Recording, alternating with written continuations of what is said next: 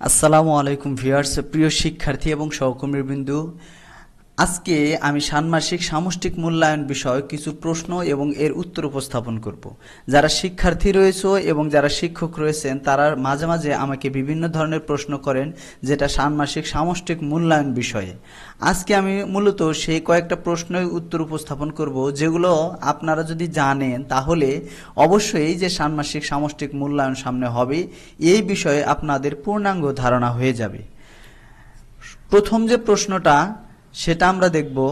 প্রথম প্রশ্নটা হচ্ছে কি, মূল্যায়ন প্রশ্ন কেমন হবে, অর্থাৎ মূল্যায়নের যে প্রশ্ন হবে অথবা মূল্যায়নের দিন যে কেমন প্রশ্ন হবে সেইটা সম্পর্কে আমাকে অনেকে স্যাম্পল কোশ্চেন দিতে বলেন অথবা অনেক কিছু বলেন।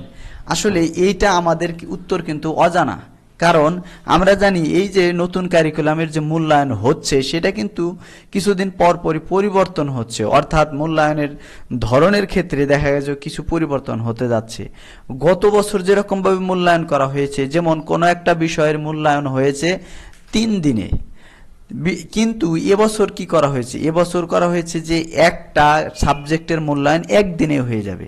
তার মানে মূল্যায়ন প্রশ্নটা কেমন হবে সেটাও কিন্তু আমাদের অজানা। এরপরে আমরা যাব 2 নম্বর প্রশ্নটিকে। 2 নম্বর প্রশ্ন হচ্ছে কি কি কাজ করতে হবে, অর্থাৎ মূল্যায়নের দিন শিক্ষার্থীদেরকে কি কি কাজ করতে হবে। এই ক্ষেত্রে আমাদের কিন্তু একটা মোটামুটি একটা নির্দেশনা দেওয়া রয়েছে যে শিক্ষার্থীদেরকে কেমন ধরনের কাজ করতে হবে। এই জায়গায় শিক্ষার্থীদেরকে হাতে কলমে কাজ করতে হবে এবং তাদের লিখিত একটা কাজ থাকবে, যেটা কার্যক্রম ভিত্তিক লিখিত অংশ। তারা যারা কাজ করবে ওই কাজের মানে বিভিন্ন বর্ণনা থাকবে, সেই জায়গায় সেই কাজটা হবে একক কাজ। আর যেগুলা এই যে দলে এবং জোড়ায় কাজ থাকবে, যেগুলো হাতে কলমে কাজ, এরকম থাকার সম্ভাবনাই বেশি। এখন তার মানে এটা বোঝা যাচ্ছে যে, যেমন আমি যদি ইংরেজির কথা বলি, দলে কাজ কি থাকে, যেমন ডায়লগ তৈরি করা থাকতে পারে, আবার দেখা গেল যে আমাদের কিন্তু প্রেজেন্টেশন থাকতে পারে, দলীয় উপস্থাপনা থাকতে পারে, সেই ক্ষেত্রে কাজগুলো হবে দলে। এবং এরপর লিখিত কাজ থাকে যে তারা কি কি করলো, কোন বিষয়গুলো ভালো লাগলো, এই অভিজ্ঞতা শেয়ারের ক্ষেত্রে তাদের একক কাজ থাকতে পারে। 3 নম্বর যে প্রশ্ন সেটা হচ্ছে কি, মূল্যায়নের আগে প্রশ্নপত্র বা মূল্যায়ন নির্দেশিকা পাওয়া যাবে কিনা। এটার উত্তর হচ্ছে অবশ্যই পাওয়া যাবে। কি, মূল্যায়নের যদি নির্দেশিকা আমরা নাই পাই তাহলে কি করব, আমরা মূল্যায়ন করব কিভাবে, করতে পারবো না। সেই কারণে বলা হয়েছে যে অবশ্যই মূল্যায়নের নির্দেশিকা এবং ওই নির্দেশিকার একটা পার্ট হচ্ছে শিক্ষার্থীরা কি কি কাজ করবে, এটাই হচ্ছে শিক্ষার্থীর প্রশ্নপত্র। মানে আমরা যারা শিক্ষক রয়েছি তারা কি করতে দেব শিক্ষার্থীদের, ওই জায়গায় কিন্তু উল্লেখ থাকবে মূল্যায়ন নির্দেশিকার মধ্যে। তার মানে অবশ্যই মূল্যায়ন নির্দেশিকা পাওয়া যাবে, আর সেটা পাওয়া যাবে কি, মূল্যায়নের আগের দিন। আর মূল্যায়ন নির্দেশিকার মধ্যেই শিক্ষকের কাজ, শিক্ষার্থীর কাজ এবং শিক্ষক কোন বিষয়গুলো দেখে শিক্ষার্থীদের মূল্যায়ন করবে সেগুলাও ওই জায়গায় উল্লেখ থাকবে। এরপরে থাকবে কি, এরপরে প্রশ্ন হচ্ছে 4 নম্বর যেটা প্রশ্ন সেটা হচ্ছে প্রশ্নপত্র বা মূল্যায়ন নির্দেশিকা কোথায় পাওয়া যাবে। এর আগে আমি বলেছি যে পাওয়া যাবে, তাহলে কোথায় পাওয়া যাবে, এটা খুবই গুরুত্বপূর্ণ। এটা হচ্ছে কি, নৈপুণ্য অ্যাপের প্রতিষ্ঠান ড্যাশবোর্ডে পাওয়া যাবে। আর এটা ঠিকানা হচ্ছে কি master.নৈপুণ্য.gov.vd। এখন এই যে এই ঠিকানায় অর্থাৎ নৈপুণ্য অ্যাপের মাধ্যমে যেটা পাওয়া যাবে সেটা হচ্ছে কি, সেটা যারা মানে একটা প্রতিষ্ঠানের প্রধান তার আইডি দিয়েই এইটা পাবেন। তাহলে সাধারণ যারা রয়েছে শিক্ষক তারা কিভাবে পাবে, অথবা শিক্ষার্থী তারা পাইতে পারে কিভাবে, অধিদপ্তরের যে ওয়েবসাইট আছে, অধিদপ্তরের ওয়েবসাইটটা কি, এই ওয়েবসাইটের ঠিকানা হচ্ছে www.dsse.gov.bd। এখন এই জায়গায় ডিএসএইচ এর পূর্ণরূপ হচ্ছে directorate of secondary and higher education. তার মানে এটা হচ্ছে ওই যে মাধ্যমিক এবং উচ্চ শিক্ষা অধিদপ্তরের আন্ডারে কিন্তু এই যে মাধ্যমিক বিদ্যালয়গুলো, তার মানে তাদের ওয়েবসাইটেও পাওয়া যাবে। তার মানে যে, আর এটা অবশ্যই বললাম যে পরীক্ষার আগের দিন পাওয়া যাবে, কারণ হচ্ছে শিক্ষকেরও কিন্তু ওই জায়গায় কাজ রয়েছে, শিক্ষার্থীদেরকে প্রশ্নপত্র দিতে হবে, প্রত্যেক শিক্ষার্থীদেরকে দিতে হবে। তার মানে সেই কারণে আগে থেকে প্রস্তুতি না নিলে তো ওই দিন কাজ করতে পারবে না। সেই কারণেই মূলত মূল্যায়ন নির্দেশিকাগুলো দেওয়া হবে আগের দিন। আবার বেশি আগে দেওয়া হবে না, কারণ হচ্ছে অনেকে ওই জায়গায় প্রশ্ন পেয়ে একদম সরাসরি মুখস্থ করে ফেলবে, এরই কারণেই এগুলা পরীক্ষার আগের দিন দেওয়া হবে। এর পরের যেটা প্রশ্ন সেটা হচ্ছে কি 5 নম্বর প্রশ্ন, মূল্যায়নের দিন শিক্ষার্থীরা কি কি নিয়ে আসবে। অর্থাৎ আমরা এর আগে বুঝলাম যে মূল্যায়ন প্রশ্ন অথবা মূল্যায়ন নির্দেশিকা পাওয়া যাবে পরীক্ষা মূল্যায়নের আগের দিন। তাহলে শিক্ষার্থীরা মূল্যায়নের দিন কি কি নিয়ে আসবে। মূল্যায়নের দিন অতিরিক্ত কিছু আনতে হবে না, শুধু তাদের অ্যাডমিট কার্ড, তারপরে কলম, লেখার কলম এমনি, তারপরে স্কেল, পেন্সিল, ইরেজার ইত্যাদি, এবং নিজের যেগুলা প্রয়োজনীয় জিনিস, অর্থাৎ নিজের প্রয়োজনীয় জিনিস বলতে এগুলাই তো লাগে একটা পরীক্ষা দিতে। এখন যে পরীক্ষা দেওয়ার সময় যেমন যারা শিক্ষার্থী 10-এ রয়েছে তারা কিন্তু এই যে শুধু কি অ্যাডমিট কার্ড নিয়ে যায় এবং তারা লেখার জন্য একটা হার্ডবোর্ড নিয়ে যায়, ওইটাও তোমরা নিতে পারো।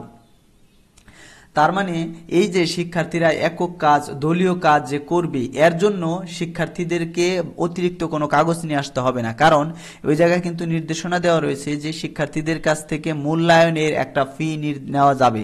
তার মানে প্রতিষ্ঠান প্রধান একটা নির্দিষ্ট ফি নিয়েছে, এই কারণেই ওই যত কাগজপত্র লাগবে অর্থাৎ পোস্টার পেপার এবং লেখার জন্য যে কালার পেন, এগুলা সবই প্রতিষ্ঠান থেকে দেওয়া হবে।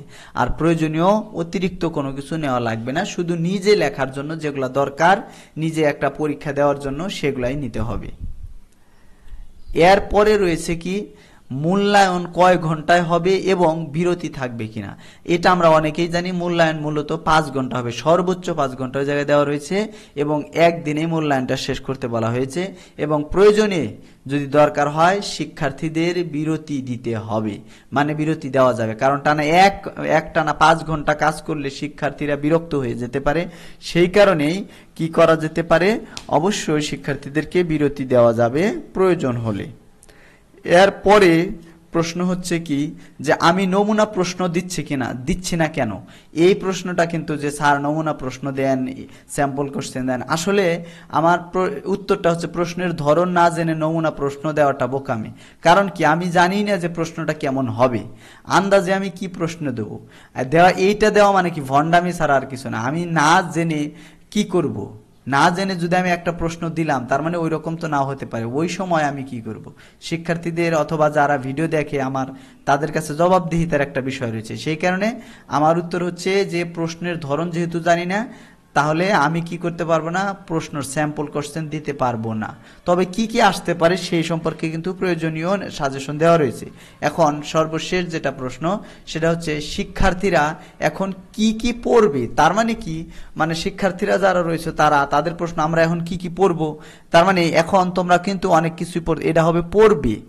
তার মানে এখন যারা শিক্ষার্থী রয়েছে তাদের প্রশ্ন কিন্তু এটা। এখন আমার উত্তর হচ্ছে কি সাজেশন দেওয়া রয়েছে, তার মানে তোমরা সাজেশন পড়বে।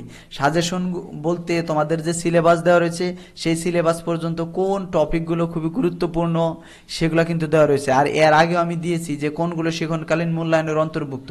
মূলত শিক্ষণকালীন মূল্যায়নের যেগুলো অন্তর্ভুক্ত ওগুলা বেশি ভালো করে পড়বে, কারণ ওই জায়গায় থেকে ওই রকম ধাঁচের প্রশ্ন আসবে। হুবহু ওইটা না আসলে দেখা গেল কি আসবে, যে ওই রকম যে ইগুলা মূল্যায়নের অন্তর্ভুক্ত ছিল শিক্ষণকালীন ওই রকম প্রশ্ন চলে আসবে অথবা ওই রকম মিল থাকবে। সেই কারণে ওইটা দেখে মানে একদম এক্সপিরিয়েন্স ওয়াইজ নিজের প্রস্তুতি নিয়ে থাকবে যে ওই একটা এক্সপিরিয়েন্সের উদ্দেশ্য কি, এই এক্সপিরিয়েন্স থেকে শিক্ষার্থীরা কি শেখার কথা, ওইটা শিখে থাকলেই মূল্যায়নের দিন যাই প্রশ্ন আসুক অবশ্যই তোমরা পারবে। আর যেহেতু মূল্যায়নের প্রশ্ন পাবে আগের দিন, এই ভরসায় বসে থাকলে কিন্তু তোমাদের মূল্যায়ন অবশ্যই কি হবে না, ভালো হবে না। সেই কারণে তোমরা আগে থেকে সাজেশন দেখে দেখে নিজেরা প্রস্তুতি নেবে।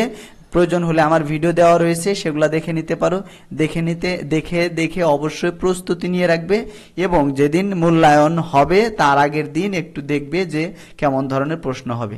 আর আশা করি যে এই যে শিক্ষার্থীর এবং টিচারদের মনে ষান্মাসিক সামষ্টিক মূল্যায়ন সম্পর্কে যত ধরনের প্রশ্ন ছিল সে প্রশ্নের উত্তরগুলো পেয়ে গেছেন। আরও যদি কোনো প্রশ্ন থাকে তাহলে অবশ্যই কমেন্টে জানাবেন, আর আমার ভিডিওটা অবশ্যই শেয়ার করে দেবেন যাতে সবাই দেখতে পারে।